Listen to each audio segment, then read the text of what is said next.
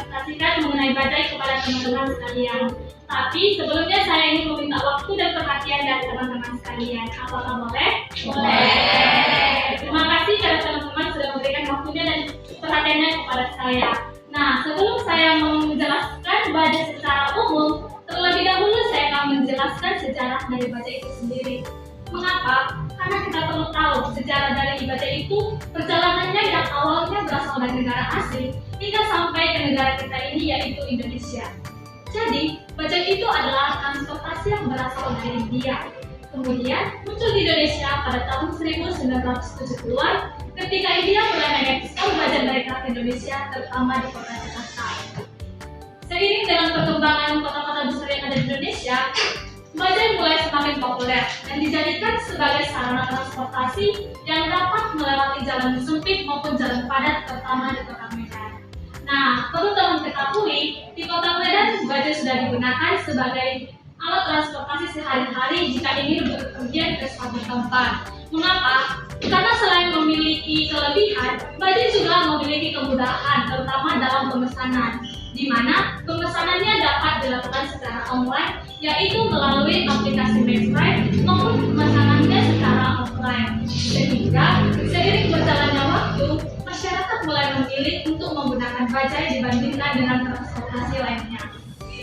Bajai berbeda dengan transportasi lainnya karena bajai memiliki kelebihan dan keunikannya sendiri, di mana dari segi warna, bentuk maupun desainnya, bajai terdiri dari 3 roda, 1 di depan dan 2 di belakang, dengan ukuran roda yang lebih kecil dibandingkan dengan ukuran transportasi pada umumnya. Serta bajai juga memiliki 5 warna, yaitu merah, kuning, putih, abu-abu dan juga biru. Selain memiliki bentuk dan desain yang unik, bajai juga memiliki beberapa fasilitas, di mana fasilitas yang disediakan oleh bajai sendiri dapat dijadikan sebagai daya tarik dan daya tambah untuk menjamin kenyamanan dan keselamatan bagi para penumpang maupun bagi supir bajai tersebut. Fasilitas yang dimaksud adalah dengan menyediakan bagasi yang cukup luas yang dapat dijadikan sebagai tempat penyimpanan barang, lampu sebagai penerang untuk di malam hari, tempat duduk yang empuk, serta adanya tirai yang dapat dijadikan sebagai pelindung jika terjadinya hujan. Nah, bajai itu adalah transportasi yang disewakan langsung oleh perusahaan, sehingga perusahaan menjamin keselamatan, kenyamanan, serta keamanan bagi penumpang.